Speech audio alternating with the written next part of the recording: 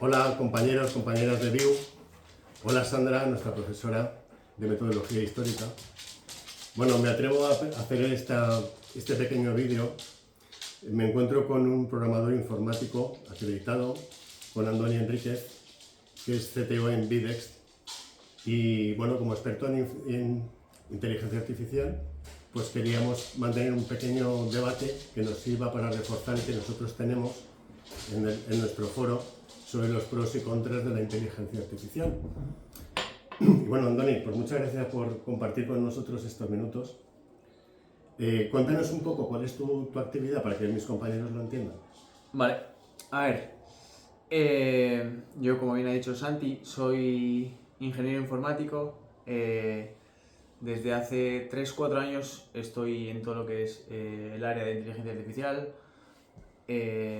Y bueno, empezamos un poco sin saber muy bien lo que era la inteligencia artificial, como con todo el mundo yo creo. Y poco a poco hemos escalado una empresa a ser una empresa bastante notable. Somos 70 personas y yo en mi día a día lo que hago es liderar todo el equipo de ingeniería. Y bueno, en este caso nuestra empresa se dedica un poco a todo lo que es enseñanza, learning para grandes empresas. Entonces, por ejemplo, por dar un ejemplo sencillo, nosotros no sé, un caso de éxito muy claro es Iberdrola, que tiene empresas en todo el mundo, y nosotros nos encargamos de pues, formar a todas las personas que entran en Iberdrola. Nosotros cogemos todo el knowledge o toda la información que tiene Iberdrola, la empaquetamos en nuestros modelos y de alguna manera hacemos que la gente que entre tenga la potestad de aprender mucho más rápido y mucho más eficientemente todo lo que debería saber para eh, aportar a lo que es la empresa Iberdrola. Fantástico, pues obviamente estamos hablando con una persona que sabe lo que es la IA, pero para los que sabemos poquito de la IA, te voy a hacer una pregunta muy obvia. ¿Qué es la inteligencia artificial? A ver, yo creo que la IA creemos a día de hoy que es un concepto un poco moderno, pero en realidad lleva trabajándose mucho tiempo, ¿no? No sé, en los 50, 60, 70 ya ha empezado a haber conceptos y en realidad ha empezado a explotar ahora, pero es un poco lo que ha llegado al público general. O sea, ya había conceptos mucho más precarios en, no sé, 2020, 2021, donde podías empezar a hablar con ciertos modelos que veías que no eran chatbots o cosas tradicionales con las que podíamos hablar, ¿no? Y yo creo que a día de hoy la IA que conocemos como tal es un poco,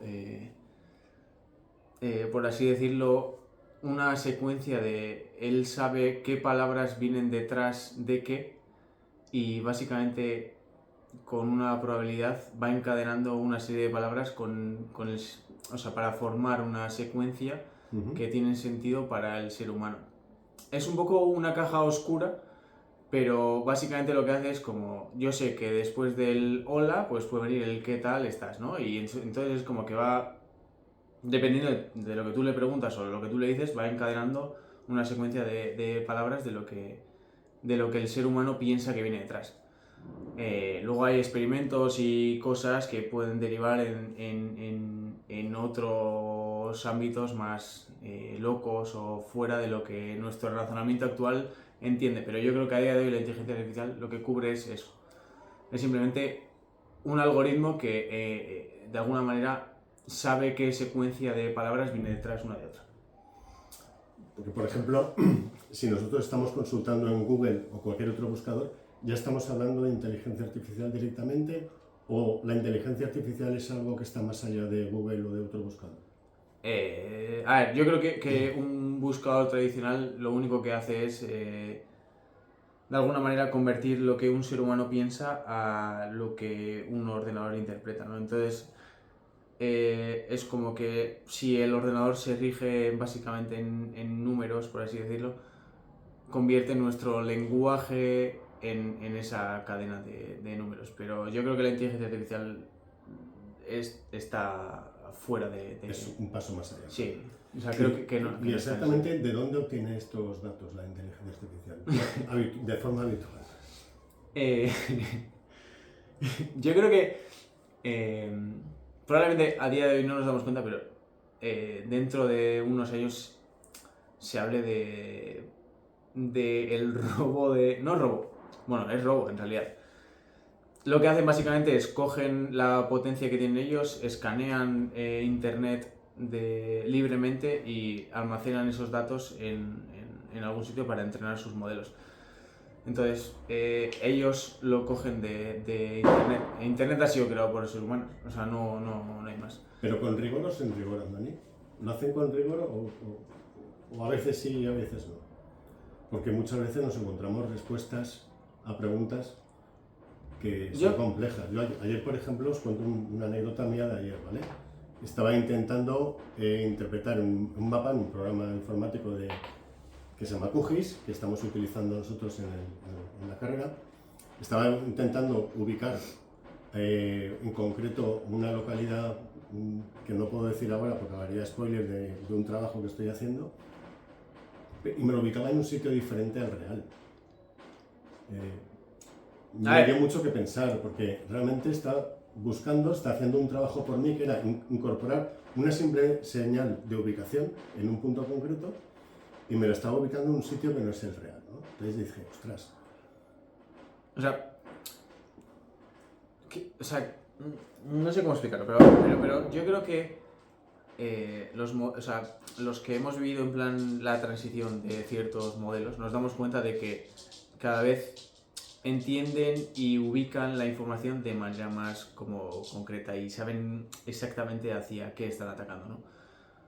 Es verdad que si tú hablabas con GPT-2, ahora estamos en el 5, 4.5 y demás, pero si tú hablabas con GPT-2 era como que sabía la cadena de lenguaje de un ser humano, pero sabía de manera muy trivial. Y si tú le preguntabas sobre ciertas cosas complejas, no sabía responderte simplemente porque no estaba como en su o sea, si él abarca, no sé, 1.000.000.000 de parámetros, si ese parámetro no existe dentro de ese 1.000.000.000 de parámetros que ha estudiado, no lo sabe contestar. Entonces, se lo inventa. Porque la IA, efectivamente. Eso es. Ese es un poco el tema de nuestro debate, ¿no? Hasta qué punto la inteligencia artificial puede inventarse cosas que nos lleven a nosotros como investigadores, como historiadores en muchas el futuro, veces a sacar conclusiones erróneas, ¿no? Muchas veces. De hecho, creo que no solo en la historia, yo creo que incluso en la programación o en cualquier tipo de trabajo, si tú eres consciente del trabajo que estás haciendo, muchas veces te vas a dar cuenta de que la IA alucina. Pero el alucinaje no es otra cosa que él empieza a ir por una secuencia de caracteres que piensa que es la correcta, pero no es la correcta. Claro. O sea, es la interpretación probabilística que él tiene de que la secuencia va hacia ahí, pero en realidad no es la verdad. Te voy a poner un pequeño aprieto, porque claro, tu rango de actividad no tiene nada que ver con la historia en este momento, ¿no? Pero como profesional y como persona que conoce profundamente la inteligencia artificial, ¿tú crees que la IA puede servir para el estudio de la historia? ¿O para el estudio y el análisis de cualquier evento o cualquier hecho histórico? Sí. O sea, yo creo que la historia... No sé, o sea, yo no soy un experto de la historia y no creo que nunca lo sea porque no me he puesto a estudiar como Santi en este caso. Pero yo creo que la historia al final está hecha por seres humanos y está escrita por seres humanos. La interpretación de la historia en sí está... O sea, yo quiero creer que en realidad... No quiero creer, pienso que en realidad está escrita por los que ganaron en ciertas ocasiones, por los que sobrevivieron en ciertas ocasiones. Cierto. Entonces, esas personas son las que han escrito. No significa que sea la correcta. Entonces, esa historia es como que está escrita por los que en realidad sobrevivieron, tuvieron el poder para pasarla a las generaciones posteriores. Y yo creo que la inteligencia artificial lo único que va a hacer es interpretar esos datos, ¿no? O sea, no sé, en este caso Santi, que igual es un experto en la historia, es capaz de cubrir, no sé, me invento, 2000 años de historia, ¿no? Y él es experto desde el nacimiento de Jesucristo hasta nuestra vida actual. Y él es capaz de interpretar esa historia, ese cúmulo de parámetros que existen entre los dos puntos de manera muy eficiente. Pero a mí lo que me pasa en el día a día es que esos modelos de inteligencia artificial que estamos empezando a crear son capaces de abarcar eso y mucho más. Entonces, yo creo que empiezan a interpretar cosas y empiezan a analizar cosas que al ser humano actual le costaría muchísimo tiempo o incluso no sería capaz de llegar a abarcar. Simplemente porque es como que no paran. Son como capaces de comerse toda la información y de interpretar esa información de una manera muchísimo más eficiente. Entonces, yo creo que son cosas que estarán sesgadas, porque al final el que crea el modelo o los que crean los modelos pueden sesgar de cierta manera la información que tiran a esos modelos. Es decir, me invento, si queremos crear un modelo cristiano, por así decirlo, ¿no? que tenga ciertas reglas o cierta cultura involucrada en ese modelo, en el compartiendo de ese modelo, lo puedes hacer. Entonces le vas a inculcar esa información. Al final es como un ser humano, ¿no? Tú naces, te inculcan ciertas creencias y tú vas a vivir con ello. Y yo creo que los modelos es lo mismo, solo que son capaces de como comerse muchísimo más de lo que un ser humano es capaz. Pero bueno, yo creo que en realidad estamos como en las primeras fases de los modelos. Yo creo que llegará un punto... Va a ir mucho más allá. Sí, yo creo que llegará un punto en el que, no sé si estamos hablando de 5, 10, 20, 50 años, no lo sé, pero yo creo que llegará un punto en el que los modelos serán capaces de razonar y de pensar o de simular el pensamiento de un ser humano. Y ahí es cuando empezaremos a hablar de otro tipo de cosas. Pero no estamos en ese No estamos aún ahí. Y otra pregunta que creo que nos puede aportar. Sabemos, por lo que tú nos has dicho al inicio, que tu actividad profesional, aunque es programación, y tú estás capacitado para programar, me imagino que para cualquier cosa. Si tuvieras que programar una inteligencia artificial orientada hacia el estudio, el conocimiento de la historia, ¿en qué bases, en qué fuentes te basarías para aportarle conocimiento a esa inteligencia artificial? ¿Qué tipo de fuentes buscarías? O sea, si yo tuviese que crear un modelo que fuese única y específicamente centrado en algo histórico, creo que tendría que ir primero a donde profesionales. Resolver, oye, de dónde cogéis, por qué cogéis o de qué manera tratáis ciertos datos. Coger ese cúmulo de datos que un cúmulo de profesionales me dirían y de esa manera entrenar un modelo para que estuviese única y específicamente entrenado sobre ese tema y sobre eso. Que serían siempre fuentes que fueran fidedignas, claro. Sí. Porque es que si no, pues es un poco nuestro debate es ese. La inteligencia artificial nos ayuda a nosotros muchísimo por la inmediatez. Tú buscas y encuentras en 0, segundos. Sin embargo, pues muchas veces nos encontramos con una información que no está contrastada, que no está verificada, que no ha tenido la correspondiente auditoría como para catalogarle de veracidad a esa información y nos puede inducir a esos errores, ¿no? Sí, pero yo creo que ahora mismo es un poco o sea, yo lo que siento o sea, yo cuando trato con ingenieros, o sea, en mi empresa me pasa, cuando trato con ingenieros y cuando trato con personas que creen que saben utilizar la inteligencia artificial, pero en realidad si tú les dices, oye, resuélveme este problema, no saben cómo llegar a hacerlo, es que los ingenieros, por así decirlo, en cierta manera saben la manera en la que funcionan esos algoritmos y lo único que hacen es, oye, yo sé que la información verdadera está aquí, entonces no quiero que empieces a planear o a hacer nada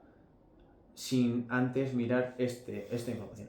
Entonces, yo, por ejemplo, mis tareas o mi ejecución diaria es entrar un poco en cómo funciona la ingeniería ahora mismo, pero es como que tú tienes ciertos comandos que simplemente le dices, oye, yo antes de ejecutar esta tarea quiero es que consultes esta información, que es donde está la manera de resolverla. Entonces consultas esa información y luego me planeas el cómo resolverlo. Yo creo que los historiadores y así acabaréis haciendo un poco la misma tarea. Es decir, oye, yo sé que, me invento, la historia de Jesús está en la Biblia, entonces tú tendrás que ir primero a la Biblia, consultar la Biblia y luego resolverme la historia. Entonces yo creo que el ser humano se tendrá que adaptar también a cómo utilizar la IA. ¿Tú crees que en un momento dado la IA puede sustituir el papel de un historiador? ¿O siempre tendría que haber un historiador que nutra la inteligencia artificial pues de esa información que necesita para poder existir?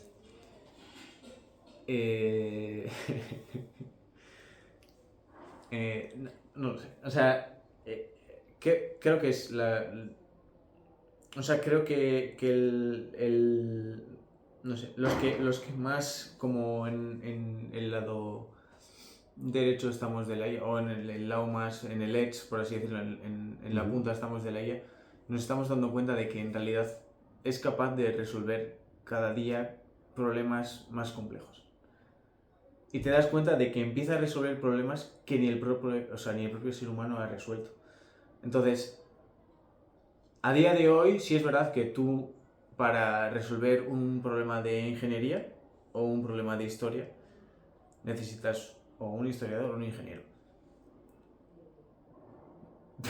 Pero es verdad que estamos hablando de que llevas, por así decirlo, llevas como 5 años o 4 años jugando con IAs que de alguna manera piensan relativamente o sea, de alguna manera un poco más avanzada. Yo no, o sea, no me atrevería a decir dentro de 20 años, o sea, si tuviese que poner la mano en el fuego, dentro de 20 años no me atrevo a decir de si una IA va a necesitar un historiador o no. Probablemente te digo que no. O sea, si tuviese como estar, yo te diría que no. Yo te entiendo. Pero no lo sé. Claro, la historia muchas veces, aunque son cosas que han pasado, a veces no conocemos todo lo que había ocurrido y cualquier nuevo descubrimiento puede tumbar todo lo anterior. Sí, 100%. Con lo cual, esa información que tenía la inteligencia artificial quedaría es errónea, sí, 100%. ¿Vale?